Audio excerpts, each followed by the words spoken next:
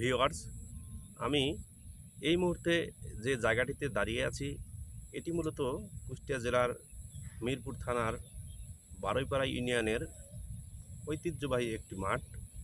এই মাঠটির নাম হচ্ছে সাইবারিয়া মাঠ। এই মাঠে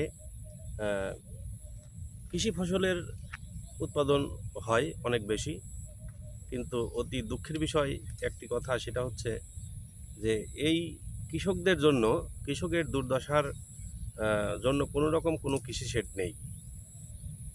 স্থানীয় কৃষকরা জানিয়েছেন এই রাস্তার পাশে, অর্থাৎ জমি যারা চাষবাস করে তাদের একটা কৃষি শেড হলে তাদের একটু উপকার হয়। এই কৃষি শেডে ঝড় বৃষ্টি বজ্রপাত থেকে তারা রক্ষা পাওয়ার জন্য এই কৃষি শেডে আশ্রয় নেবেন বলে এমনটি জানিয়েছেন স্থানীয় কৃষকরা। আপনার নাম? আর নাম কেসমত। আপনি কি কৃষিকাজ করেন? কৃষিকাজ করে আমি বাসা কোন জায়গায়? বারুইপাড়ায়। আচ্ছা, তাহলে এই যে কৃষিকাজ করেন, অনেক সময় বৃষ্টি ভেজা হয়, বজ্রপাত হয়, তখন আপনারা কি করেন? তখন এই সিটি বাড়ি দিল্লাতে হয় বাদ দেয়। তো সেই ক্ষেত্রে আপনাদের এই কৃষকদের জন্য কি করলে ভালো হয়? একটা ঘর হলে ভালো হয় মাঠের মধ্যে। মাঠের ভিতর কৃষি সেট হলে হ্যাঁ, পারে কৃষি আপনাদের শেড হলে সুবিধা হয়। ভাত বা এই পানের মধ্যে দাঁড়া কাগজ টাগজ মাথা দিয়ে খাতি হয়। তাহলে তাহলে একটা কি হলে পারে সুবিধা হয়? একটা ঘর হলে সুবিধা হয়। কি ঘর? কৃষি সেট? হ্যাঁ, কৃষি সেট। কৃষি শেড হলে ভালো হয়। ভালো হয়। তাহলে পরে আপনারা সেখানে বসে ভাত পানি খাওয়া যায়। বৃষ্টি ঝড়ের একটা ঝড় বৃষ্টি একটু ই করা যায়। এই মাঠে বজ্রপাত তো হয়, তখন সবাই একটা আতঙ্কের ভিতর থাকে। আতঙ্ক। ধন্যবাদ আপনাকে। ঝড় বৃষ্টি করলে চাচা, আপনার নাম কি? হান্নান সাইবারি বিলিয়া ধানাবাদ। ধান আবাদ করেন। এই যখন ঝড় বৃষ্টি হয় তখন আপনারা কি করেন? আমাদের এই ভিজতে হয়। ভিজতে হয়। যখন রোদ হয় তখন কি করেন? তখন ওই রোদের মধ্যে পড়তে হয়। তাহলে এখানে যে আপনারা যে আশ্রয় নেবেন, সেরকম আশ্রয় নেওয়ার জায়গা এই মাঠে কি কোথাও আছে? না, কোথাও নাই। কোথাও নাই। তাহলে আপনারা কি চাচ্ছেন? এরকম যদি সরকার থেকে কিছু ই করে দেয়, ঘর টর করে দেয়, তাহলে তো আমাদের ভালো। কৃষি সেট যেটা বলা হয়। যাকে এক কথাই একটা কৃষি সেট হলে পরে ভালো হয়। একটা কৃষি সেট যদি হয় তাহলে ভালো। ওখানে অবস্থায় নিতে পারে। আচ্ছা, ধন্যবাদ। আপনার নাম? আমার নাম শহীদুল ইসলাম। আপনি কি কৃষক এই মাঠে? জি। কৃষক। আচ্ছা, এই যে কৃষি অনেক জমি দেখছি, অনেক দূর দূরান্ত থেকে, এখানে কি আপনাদের যে কৃষি আবাদ করতে যে যে যে ঝড় বৃষ্টি আসলে যে আপনারা যে একটা আশ্রয় নেবেন, সেরকম আশ্রয় আছে? না, সেরকম কোনো কিছু নাই। সেরকম নাই। তাহলে তাহলে আপনারা কি করেন? আমরা এই ভিজতে হয়, রোদেও পড়তে হয়, আবার বৃষ্টিতে ভিজতে হয়। তো সেক্ষেত্রে কি হলে ভালো হয়? একটা মানে ই হলেই তো, মানে বসার জায়গা হলেই পারে, দেখা যাচ্ছে দৌড়ে আসি সেই জায়গাটা বসলাম, ভালো হয়। মানে যে বজ্রপাত হলে পারে তখন বজ্রপাত হলে দেখা যাচ্ছে ওই ঘরের মধ্যে দাঁড়াতে পারলাম। দাঁড়াতে পারলে না? তাহলে একটা আপনি কি চাচ্ছেন? ওটা হলে আমার জন্য ভালো হয়, সবার জন্য। একটা কৃষি সেট হলে পারে ভালো হয়। ধন্যবাদ। আমি কৃষিবিদ মোহাম্মদ আব্দুল্লাহ আল মামুন, উপজেলা কৃষি অফিসার, মিরপুর, কুষ্টিয়া। আপনাকে খুব জনসচেতনতামূলক একটা বিষয় নিয়ে আপনি আলাপ করেছেন। আসলে আপনি যথার্থ বলেছেন যে সম্প্রতি খুব বেশি মাত্রায় কিন্তু বজ্রপাত হচ্ছে, যেটা কিন্তু একসময় ছিল না। বজ্রপাতে মানুষের মৃত্যুর হার কিন্তু এখন অনেক বেড়ে গেছে।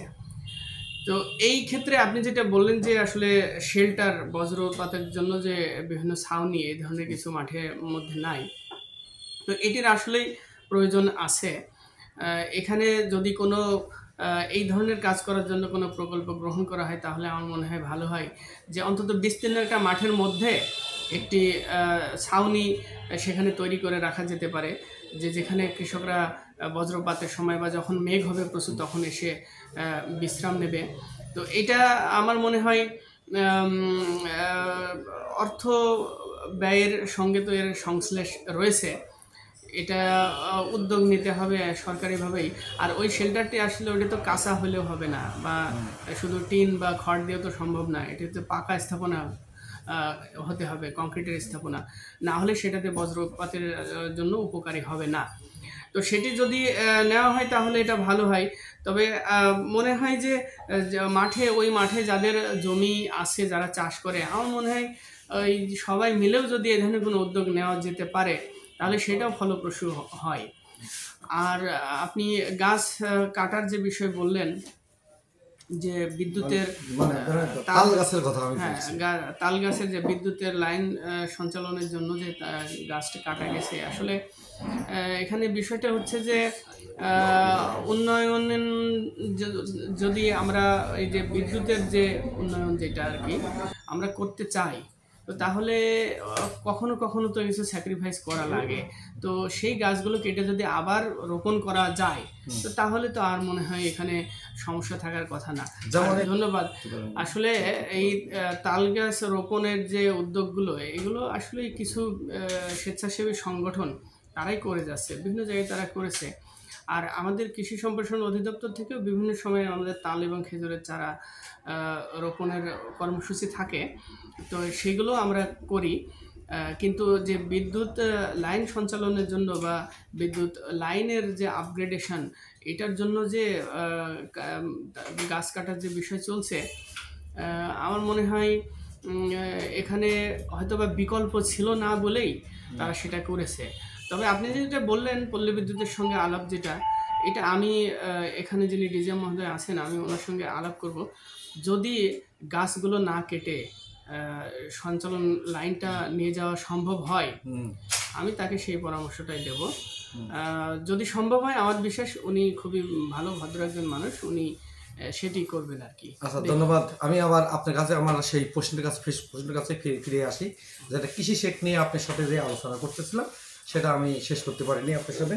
আচ্ছা, এই যে বললেন যে জনসচেতনতা কৃষকদের সঙ্গে করে নিয়ে আলাপ করে সেই অর্থ বহন করা যায় কিনা, বা রাজনৈতিক নেতা বা ইসলামিক প্রতিনিধি যারা আছে তাদের সঙ্গে করে কাজ করা যায় কিনা, সেক্ষেত্রে আপনারা কতটুকু উদ্যোগ গ্রহণ করবেন সেটা একটু আমার এখানে যদি এমন হয় যে কৃষকরা সে ধরনের দাবি নিয়ে আসে বা তারা সে ধরনের দাবি করে, তাহলে যেখানে কথা বলতে হয়, আমি যদি কোনো জনপ্রতিনিধির সঙ্গে কথা বলতে হয় বা সরকারি কোনো দপ্তরে উচ্চ পর্যায়ে কথা বলতে হয়, আমি বলতে পারবো। আমার কৃষকরা দাবি করলে সে দাবিটা আমি পৌঁছে দিতে পারবো তাদের, আমার মাধ্যমে সে উপরে চলে যাবে ইনশাল্লাহ, যেখানে প্রয়োজন।